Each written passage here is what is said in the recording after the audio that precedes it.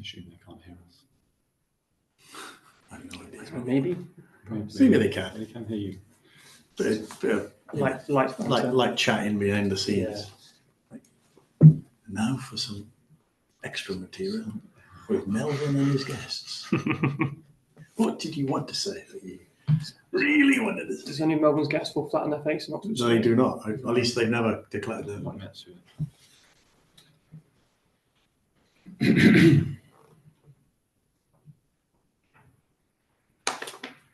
Okay, good morning, everybody. Welcome to this event. Today we're going to focus on the new Towns Taskforce report and the government's response, which actually came out at Labour Party conference on the 28th of September. The discussion we're going to have is going to mainly focus on the economic geography aspects of it and how the interplay between what the task force is recommending, economic geography and housing pressures. And we're also going to touch on a bit of the governance and delivery issues. In the report, I'm sure if you've read it, there's quite a lot about placemaking and the principles associated with it. That is not us. We aren't going to be touching on that today. I apologise if you came wanting our views on placemaking. There are other organisations better placed than us to focus on those sorts of issues. But I have a good panel or good colleagues with me to talk about the issues that we do know a little bit about. Anne Breach, Director of Policy and Research, and Maurice Lange, who's an analyst and has done lots of work on new towns for us over the last period. So welcome to you both. Let's start with a little bit about the background. So let's background the report's publication. What was published and what was the context and a bit of the background that got us to the report that was published on the 28th? Yeah, Maurice. So we had the new Towns Taskforce. They were set up in September last year. It was a commitment that Labour made in their manifesto. It was headed up by Sir Michael Lyons and with Deputy of Kate Barker and then other eminent experts. They have over the last year held a consultation. They called for suggested sites, and local authorities and private promoters submitted over 100 things, and they had to pass through all of those. They've been having conversations with civil servants, Homes England, working with civil servants and Homes England, talking to people, sometimes us, about what they should do, how they should think about it, how they should look at viability and what the purpose of New Towns really is.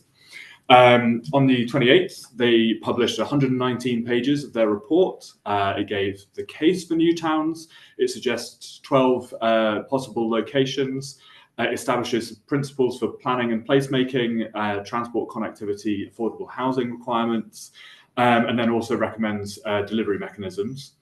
And then the government have responded. They put them out on the same day. It was a short, sharp response saying, we broadly agree with everything that's here, but we need to do some further things before we can commit to some stuff. And we'll tell you more about that as we go on. Anything you wanted to add on the context or the background to where we got to or how we got to where we got to? And I think a manifesto commitment is an important point in that planning reform is a major part of the government's domestic and economic agenda. Mm-hmm. Labour has, I think, historically always been quite committed to the idea of planning in principle and also kind of the legacy of the Attlee government and establishing both the Town Planning Act, but also the new towns in the post-war era. You can definitely see how the new towns are an attempt to kind of maintain continuity between kind of previous successes of Labour governments and the post-war era in planning, and also trying to have an active and dynamic programme of reform in the planning system that can drive other kind of economic and social changes. Yeah. Okay. Good. So let's get into some of the principles, Maurice. So we talked about, we're not going to, as I say, do placemaking, but we are going to do the sort of the economy and housing pressures considerations, which then ultimately gets us to the 12. So we'll get to the 12 in a minute and what we think about those. But just say a little bit about how we think about the guiding principles that are in the report itself. Yeah, I mean the report is really clear that new towns are good for some things and they're not good for other things. It makes the case that they are sort of an economic tool and they're a tool to address issues with house building. I think that's very much in line with what we would kind of see them as. They talk about them being tools which can address issues with high house prices. You can build more where house prices are high. And then they talk about their economic utility in terms of delivering houses quickly, which then has knock-on impacts for the rest of the economy in terms of labour mobility, how easy it is to move to places with otherwise housing constraints. And then they also talk about their ability as framed as densification projects and regeneration to sort of be economic tools for untapped potential to be unlocked by densification. So they've identified very much a kind of agglomeration urban economics framing in what they think they might be useful. They also then see new towns as sort of a program of work which is a thick project which wouldn't have happened otherwise. So they recognise that new towns are only part of the solution, and they're about delivering houses as quickly as possible in a specific location where that would be useful. They do talk about sort of aligning the new towns agenda with industrial strategy and long-term infrastructure planning, and they sort of on specific sites connect to where they connect those gaps. For example, in Bristol, advanced engineering, and Cheshire with life sciences. But I don't think that, at least when I'm reading the report, that is the main thing that they're doing. The main economic impact is on delivering houses, and then the knock-on impacts that might have on the local economy. I mean, I think that. And I suppose, you know, the big thought, which we were a little bit worried about when the New Towns programme was announced, but before we saw some of the detail of what the remit was, essentially this would be a planning-led approach, which would really lead you into where could you build these things rather than where should you build these things, from a bunch of considerations, as Maurice said. Could be around economy questions for certain, housing pressure questions, rather than where is land available for us to stick some settlement. Precisely, and I think this is a big difference between what the government has, or what the task force has set out in their programme, what the government has accepted, and indeed earlier generations of new towns, which were much more focused around that idea of creating entirely separate, totally self-contained settlements, disconnected from the wider sort of urban economy, and by extension the wider national economy as well. There is definitely much more recognition of the importance of links to large urban labour markets for local economic prosperity, but also for ensuring that the new towns actually play a role in driving that national economic programme. So that's very welcome, that's very positive, and I think it should mean that the new towns that do come forward from this programme, I think, have a better chance of success than that more kind of traditional approach, which would have been, as you've said, almost kind of trying to find locations that are big enough to accept kind of a large urban development, rather than thinking through the full economic and social requirements of the population which needs homes in specific places. Yes. And Maurice, that picked up some of the work that we did and you did a while ago, looking at the New Towns programme as was, and looking at where the most houses were built, where the most successful places are. Yeah. And there's clearly a kind of feed into and a feed from the economy related questions, right? Yeah, so last year we digitized a lot of historic housing data, which meant that we were able to look at the progress of new towns in the post-war period.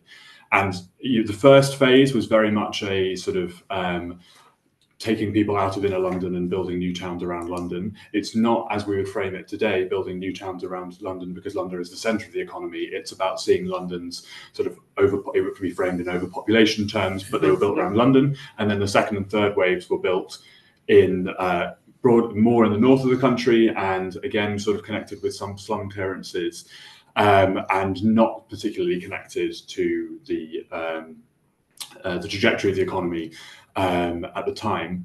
And what we saw in our data was that those in the Greater South East built on average nearly 50% more than those in the north, and that reflects their relationship to what was happening in the broader economy in those places. And so the places connected to Oxford, Cambridge, London did well in the past, and I think we think that the broad structure of the economy hasn't changed all that much, and so we make similar predictions about what would happen in the future. I think it's really hard to understate. If you go back to those the old texts that set out the original justification for new towns, just how negative they are about the big cities, right? The Barlow report and the Reef report are very explicit that they want to reduce the population of the big cities. You've got language describing places like London as over-swollen, right, as this kind of horrible blight upon the country that the new towns are designed to solve. That language it's not even missing, right? We've seen the complete opposite of that in the New Towns Taskforce, which is a very positive development, and I think one which the government is right to embrace. Yeah. We'll come on to that. I should have said at the beginning, although it's good to colleagues don't need reminding. If you've got queries, questions, comments, interested in your own views, or having read the report and indeed the government's response, put them in the Q&A as per usual, and I'll try to feed them into the conversation as we're going along. And yes, whoever asked if Anthony is okay, I can tell you that it's so, but it is okay. Okay, so that leads on to, let's get into the question around the locations. And obviously, as we said, there were 12 locations highlighted by the task force report. They need to go through due process, etc., etc. Government was warm about those 12. But in a sense, they touch on and draw on this idea of different types of new towns. And actually, in some respects, they're not classic new towns in the way that they would have been thought about in the 50s, 60s, and 70s. They're actually urban extensions, urban regeneration, as well as a bit more standalone type things, which reflects a little bit of our thinking, what we were talking about in the early phases of the task force existence. So, Maurice, just kick us off with an overview of how we should think about the 12. What kind of categories do they fit into? Yeah, I mean, we were talking about this earlier this morning. It's like, are there 3 separate categories? Is it a continuum? And I think it's definitely a continuum. You've got some which are, as you would imagine, a standalone new town, and that would be sort of Thamesford, which sits in the middle of the Oxcam arc with good connections to London and Oxford and Cambridge. And there are a few other of those which sort of sit alone. They're on a train station. Then you have urban extension type things, which are building on the edge of an existing city. And then you've got urban regeneration, which are within an existing urban area, much more of a brownfield development site. Whether or not that's what most people think of when they think of new towns, I don't know. The report still says they need to have a sense of identity in of themselves. Quite why, besides the fact that they're being called new towns, I don't know. But we have this kind of program of multiple different types, but they all in their own ways relate to the same thing, which is they need to be connected to centres of employment, and the most productive, or the places which are most likely to be productive centres of employment. So the urban regeneration sites in the north of England, especially in Manchester and Leeds, probably, they're betting on the potential of big cities, and they are inside of those cities because that's where they'll sort of potentially be centres where they're creating jobs, creating and aiming towards that agglomeration effect rather than making the most of it. Whereas the places connected to London are going to be riding off an already very successful city, but they're all in good proximity to urban locations, which is good. And I mean, just picking up on what you just said, it's interesting that at least, depending how you think about it, but at least a third, if not a half of them, are actually either in or attached to some of our big cities, like London, Bristol, Manchester, Leeds, which talks a little bit about how the thinking around the role of our big cities has evolved from the times that you were just talking about in the Barlow report. They're bad. Yep. Nowadays, they're good, right? Yep. And we need to think about how we can grow them and develop them rather than abandon them and shrink them. Absolutely. And I think that that change in policy and worldview, I think you can see that across quite a few areas of policy. I think what's interesting, though, about kind of the new towns as a concept is when you go back into the data and you see kind of where they have been successful and what the real justification of that sort of intervention is, it's really pace, right? It's about sustained national government intervention to say, we're going to change the built environment in this location. We're going to provide lots of national support, get lots of local partnerships on board and drive this through. And essentially what the government is, or the task force is saying, and what the government agrees with, is that same degree of pace intervention should be applied to our big cities, as well as to entirely new urban extensions, either in more remote locations or indeed on the outskirts of our urban areas. So I think this shows, it's not just a sort of, a philosophical point, but I think that there is an attempt to adapt the new towns concept for the challenges of the 2020s and deliver kind of the densification and growth that the national economy requires, which can only be done in big cities. Yeah, and obviously come back in, Maurice, but in a sense, it's interesting to look at, and you talked about the sort of the continuum, and Milton Keynes, for example, has all three different types of thing going on in their patch, if it happens. It's a big if. We don't know guaranteed if they're going to happen. They have to go through due process, etc. But let's assume at the minute that those 12, or at least the 12, if not more, that go forward. MK is a kind of interesting one, right? It was a successful new town, probably the most successful from than in the previous program. And now there's a recognition to do more and to go further in MK, which is kind of interesting, right? Yeah, I think the Milton Keynes one is a sort of it's a picture of a future city where you've understood, okay, if you're going to strategically plan this place, what do we do to achieve that? It's a really fast-growing place. We need to do greenfield development. We've got the development to the north and the east happening, and then, but also, what is the biggest thing that makes our city strange? It might be holding back, us as a centre of jobs into the future. It's the lack of density in our city centre, so you can address that. And then, how do you tie this all together and try and overcome some of the limitations of Milton Keynes' design from the past? You've got to put a transport system, which means that you don't embed further car dependency, and you try to shift at least more transport to public transport. And so it's going, well, how can we make the city better? And you do all of those things in a coordinated manner. And I think that's unusual for planning and urban planning in the UK. And I think one of the questions for me is, okay, like Milton Keynes is going to get planned like this. It might have a development corporation come in and help manage these different things, or it might be that the local authority takes a really leading role and they just get extra capacity to do that. But why not for a series of our other cities? Are we taking a similar approach? Is the only thing that I'm left thinking about. I mean, it's just the other thing for Milton Keynes is, in some respects, I think Milton Keynes sometimes stands out as a bit of a kind of controversial example among our cities and towns. I think it's just important to remember, if the whole country was as rich as Milton Keynes, would be the richest country in the world, right? It's a very successful urban economy. There's lots of successful lessons there, and I think it's a no-brainer that the government is trying to build on that success. Yeah. And Maurice, just say a little bit more around, you talked a little bit about the 12 locations and the sort of the themes or the different categories or types that you can see in it.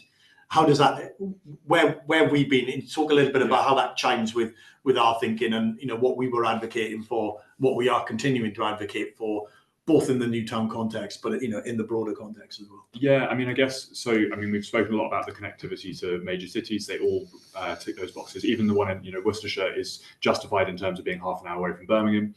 Great. And then the other part of the puzzle for us was, are they addressing housing constraints? And there's a kind of double bonus of going for places where you have high house prices. It's going to be the place where you're most likely to try and ameliorate the greatest housing cost issues. But then also from a sort of development process point of view, you're more likely to be able to be self-funding, because the gap between the amount it costs to develop these and the amount that your houses will sell for mean that you can cross-subsidize other things like affordable housing or the infrastructure development that they need to be successful. And so, our modelling was quite high level and would have directed you towards being in the Greater South East, by and large, if you're looking at it from a land value capture point of view. And I think one of the criticisms I might have is that we've got fewer than you might want in the Greater South East.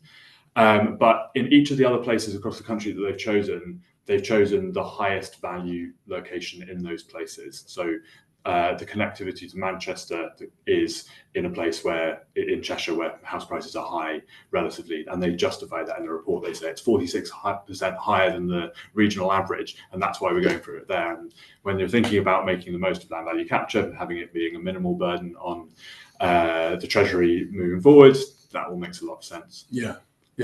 I think, I mean, one of the questions is about, we'll come on to this in a second around what the report is saying and our thinking around the funding stroke and delivery or governance kind of questions as well. It was interesting, just picking up on what you were saying there, Maurice, that we did a session at Labour Party conference with the Housing Minister, and it was mainly focused on the New Towns report because it literally came out the day or 2 days before. But the minister was at pains to remind everybody that this isn't the be all and end all. It's, the housing programme is not only about the 12 places, not least, there are, as you said, we had 100 applications or 100 proposals. So there's things that will hopefully carry on or continue to develop outside of whatever the official programme actually looks like. And it's important, we'll come back to that towards the end about how it fits and integrates in, but it's a kind of interesting thing. I think it's probably worth just saying it's in the report. We haven't mentioned it, and again, people on the call will have probably looked at it. The floor for each of the 12 is 10,000, as I understand it. That's a floor rather than a ceiling. How far it goes beyond that is, I guess, part of the development process, appetite, capability, viability, etc. And then to get up towards, I think the aggregate figure is something around 300,000, give or take. But again, as a floor rather than as a ceiling. Is that your reading of that? Yeah, I think so. And I think they've made that distinction quite clearly from the beginning, kind of fitting in with what you were saying about there's lots going on in the rest of the housing agenda. And it's about saying that, these places are a separate kind of project because they're so big and they really wouldn't happen without the central government intervention. Everything underneath that, it would be internationally strange for central government to be coordinating all of the things going across the country. And so the kind of implicit thing is saying, well, all of these other things, large urban extensions, projects which were proposed for this but not otherwise going forward, can be delivered and should be permitted and facilitated through the planning system normally. Yeah. And that's so it's not so much a distinction saying, we only want big projects to happen, you'd get no houses done. Your aggregate number would fall if you said that. But it's about saying that, central government's responsibility is taking charge of these really big strategic things. And everything else needs to be sorted out as well. Yeah. Okay. Let's talk a little bit about the governance stroke delivery, and then that has implications for the funding sort of things. Maurice, just set out in the first instance what the report, the task force report, was mainly saying around governance and delivery. And I suppose that there's a question about the status and role of development corporations or special purpose vehicles, whatever you want to call them. Just say a little bit about what the report was saying on that. Yeah, so the report makes a pretty strong recommendation that development corporations are the preferred delivery vehicle, and that some of them might be pure new town development corporations, some of them might be other ones, mayoral or locally led. But that would mean that they have planning powers outside of the local planning authority, and that potentially they could access finance in different ways.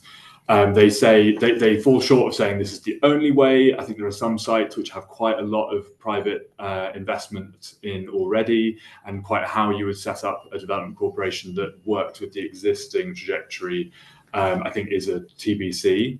And then there's also other potential for, okay, well, if we've got a local authority which is already doing a really good job of leading a lot of development, do we need to designate a whole development corporation, or do we just give them additional capacity and money to take forward sort of the maximal version of their proposals? And I think that, so it might not be a development corporation in some cases, but it might still be publicly led with all of the CPO powers that you would expect to come along with a development corporation just done by the local authority. Yeah. And I'm not clear on which ones in which places. Yeah, and there is precedent for this. For example, the King's Cross redevelopment was all done through one single planning application that was adjusted and changed over time after a public sector land kind of adjustment, kind of intervention. So it went obviously on a smaller scale than the New Towns agenda, but I think the task force is right to sort of accept that the DC approach will be sensible in most places, but actually there might be some sites, especially those that are still underway, where a similar level of commitment and investment and attention from central government will be warranted,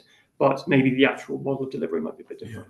Yeah. And Maura, what's your sense as to what they say about the advantages of the DC approach? Is it, there's a priority of focus, they're not having to do everything else, they're only doing that. Is it about capacity, generally skills? Is it about pace? And what is it? What do you think the sort of aspects of that they're advocating? Other than obviously that's the way we did it before, therefore we should do it that way again. Which is, there's an element of that which is inevitable. But beyond that, what do you think? I think it's kind of a bit like, it is a bit historical trajectory. Yeah. If you're thinking about the things you need to make a new town work, you're thinking you need land assembly, you need the authorities of the powers of a public authority to compulsory purchase land if necessary, which precludes any private actor doing the same.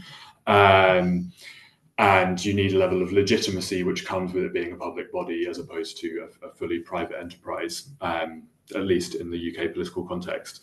So I think there's a little, and then if you're looking for those characteristics, development corporations are the thing that we have in this country. They're very similar to tools that other countries have, but you could look at Germany or Japan and go, oh, we should use their model, but actually it's probably just easier to take the thing that we have existing. But the Planning and Infrastructure Bill does make tweaks to make the development corporation a slightly more flexible tool than it has been in the past. For example, new towns development corporations can manage multiple sites. So I don't know if you're looking at the Bristol one, it's across a sort of a whole arc.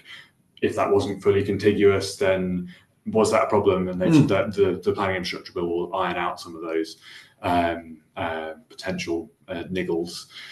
But yeah, I think the main justification is this is a public body which can buy land, and it can use the powers which exist already through the no scheme principle to go, well, this thing wouldn't have happened had we not existed, so we're going to buy close to existing use value. And they've also said that they're going to use the powers that the Levelling Up Bill in 2023 gave to set aside hope value where it's for a public interest purpose, which building lots of houses would fall. And that connects to the principle which you touched on earlier on, which is there's a recognition that if you want to do these type of developments at the kind of scale that we're talking about, there needs to be public involvement, public intervention alongside the private and market, because of the complexity, because of the scale, because of the pace questions. This is not just a market-led, or predominantly not a market-led process. The government, broadly defined, the state will need to be involved, whether acquiring land, providing some kind of additional support or whatever it might be. Yeah, and I think that doesn't mean that this is the only circumstance in which the positives of public intervention are justified or whatever.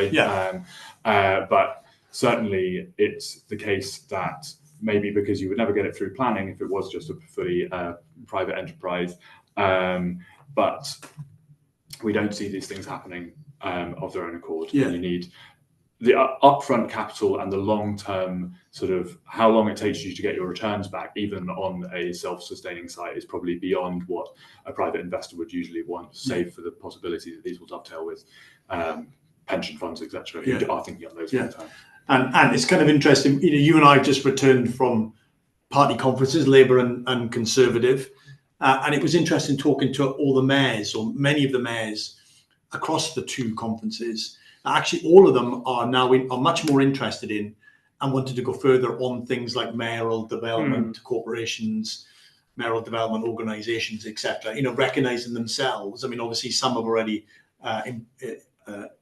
used some of them in some of their areas, but you can see that they're also in this sort of specialised space. They're much more interested than they probably have been for a while. Yeah, they're definitely dipping their toe in. Fits into that, right? Aren't they? Yeah. So I mean, I think it's broadly fair to say that the mayors have been cautious about getting too involved in the planning and housing agenda.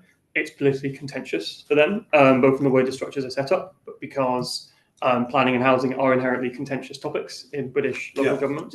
I think you can see that as the mayors become more mature offices and get a stronger understanding of their own role as leaders of place with legitimacy to deliver and the expectation that they should deliver big changes, they see themselves as having quite an important role in increasingly see themselves as driving change in the built environment in particular places, but also convening together private sector, national government, local government together and getting investment into their big cities. So I think there's a few things where the stars are starting to align such that they feel kind of happier and more comfortable getting involved in this space. And they're going to be asked to be as yes, well. Of course. To this point, the mayors have not been producing spatial development strategies because it's been politically difficult required to do so. And local authorities vetoing it, but now they've got to do it and they've got to have a plan, and they'll all be standing on the back of their plans. And so then they'll be looking to tools which help them realise that. And so it's evolutionary, but it's also central government giving them the steer they need. I'm sure that explains some of the enthusiasm. No, quite. Let's turn to funding and the role of money in this. And I suppose, Maurice, interesting your thought around, I mean, we've done the work on land value capture, which is essentially mechanisms to pay for this without drawing on the Exchequer's resources directly.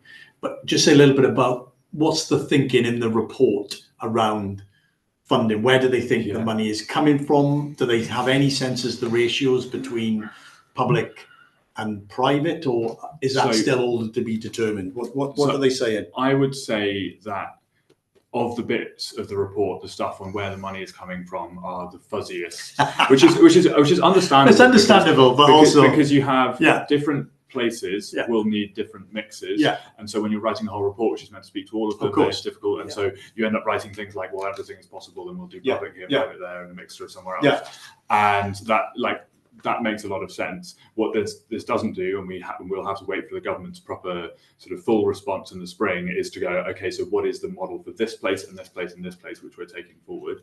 I think when it comes to funding, there's kind of there's the short-term funding, which there are no answers on. It's like how much money is going to be dedicated to setting up these development corporations, getting the staff, buying the initial bits of land before we see any returns coming back. And that will ultimately set the agenda for how many of these things are going to go ahead, as to how big that short-term, or at least like startup funding is next spring, and we have no answers on that at the moment. And then when it comes to how these things will fund themselves in the long term, the task force report is pretty clear that land value capture is going to play a really, really important role. They talk about buying land close to existing use value using the tools at their disposal. And the expectation is that because they've chosen high value locations, they will be able to fund a lot of what is needed. They also then say, where we need transport infrastructure, that might not come out of this, and it'll have to be from. And then at the end of the report, they talk about working across all government departments, and I think there'll be bits of things to work out as to what will come from land value capture. Will it just be used to fund the affordable housing target? They've set 40% as the aim. But they've also demonstrated that this needs to be a level of flexible. Both in terms of how that 40% is achieved. So in some places, you'd expect that the land values will not support land value capture funding all of that, and so it can be closed by grant. And I was really interested to read that on the Plymouth example, they say, the returns to investing in density and the positives that could bring for the town, the city, might be considered to be to outweigh the fact that we might not hit that target. And I think it's very unlikely that an urban regeneration project in Plymouth would be able to support 40% on its own. And so rather than go, okay, we need to achieve 40% affordable housing, go, okay, we're going to go 25. I don't know. But the principle and the importance of flexibility in that is going to be quite important, rather than seeing it as this is a new towns program, and it has to be 40% or whatever it is across all locations, as opposed to saying there's variation, and we need to we need to be mindful of that. I mean, so just as new towns would be useful in more in one place than in another place, social housing is more useful in some places than other places. I think I've done some geography mapping of social housing where the gap between delivery and sort of need is greatest, and that is in our bigger cities, the gap. And so you might want to say, well, let's not prioritize it in some places and prioritize using the affordable homes program. If let's say a section of the affordable homes program is allocated for new towns only, I don't think you should use that in a jam spreading way. I think you should be like, where is it going to be most useful towards meeting evidence need? And so the flexibility on the 40% is really important in terms of not just like, how much affordable housing are we going to deliver, but are we going to be able to deliver it where it's most useful for it to be delivered? No, that's a good, that's a very important point around having that flexibility anyway. Yeah, definitely. I think and both the task force, I think the government are right to set up some flexibility here, and also I think we shouldn't underestimate how some of the kind of political discussions we're seeing around the new towns even regard that 40% as too low, right? I was in events at party conference, and we're saying, why aren't all the new towns? Why aren't they all council housing? Why aren't they all affordable? Why are private developers getting involved in the first place? I think it's quite important for people who are advocates for the new towns program to politely and gently, but firmly push back on this and say that if we want the new towns to be delivered at all, there is going to have to be a large component of private development, which is involved in it. Private housing that is ultimately for sale, and that's how we're going to finance not just the infrastructure that these towns need to get off the ground, but also the affordable housing that we do want to be built in these places. Yeah. I think, because of the amount that it costs to deliver a social home, the difference between the cost of delivery and how much rents get you back, you would either say we can build new towns as 100% affordable housing, but that would use up all of your affordable homes grant or a significant chunk of it. Yeah. And you would want to be more strategic in how you use your grant. Yeah. You might, be in favour of increasing the grant overall, but for as long as that 39 billion is the plan for the next 10 years, you've got to think about where you want it to be. But you can see that this, I agree with both of you. Again, just reflecting on some of the initial questions when we were with the minister talking about some of this stuff, you can see that there will be pressures on the government.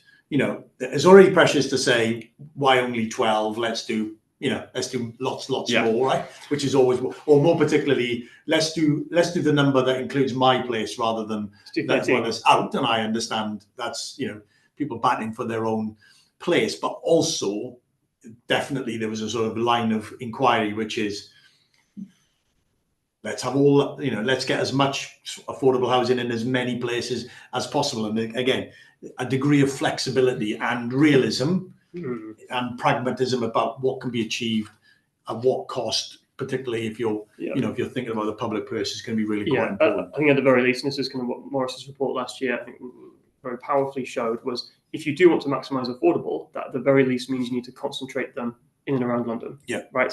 And there's kind of the argument you hear is it doesn't really engage with the trade-offs, which is that if you want the geographic spread, broadly that implies a bigger role for the private sector. Yeah. And if you want more affordable, that requires more geographic concentration. Yeah. I want to come on to just sort of take a step back and try to paint a picture about how we think and how we see the New Towns programme and what's been proposed, how it sits and fits with the broader housing and planning reform agenda as well. I think because it's important to recognise this isn't the be all and end all, and in some respects, it's an important but in the first instance a relatively small part of what's going on. My only other additional thought on funding is just a plug, really. Us three at least.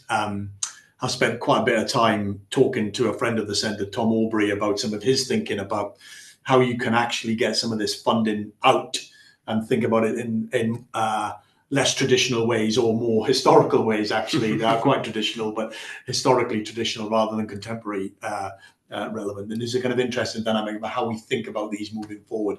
We had a session with Tom on a podcast recently, right? You can listen to it. Where he's got some more work out recently. So it's an interesting area that we need to think carefully about. And there are more options. Often we can learn from them from overseas. David Smith in the Times this morning writing about the Netherlands example, which borrows from Tom's work as well. So there's ways we could do this, which is relevant to the past in Britain, but actually relevant to contemporary stuff in elsewhere. Yeah, conversations about on-sheet and off-sheet balance sheet, which are better directed to Tom. Yes, quite right. Yeah, we try to stay in our lane, but Tom knows the ins and outs of that. Okay, let's take a step back, and you start us off. Try to position the New Towns programme in the overall ambitions and activities that the government is doing, and how have you made sense of it? How do you think about it? Yeah, so it's definitely an important component. I think a huge part of that is political, as mentioned towards the beginning. I think there is a tension between the government's 1.5 million target and the timeline over which the new towns are likely to be delivered. As they've said, they want to have spades in the ground for at least 3 by the end of the Parliament.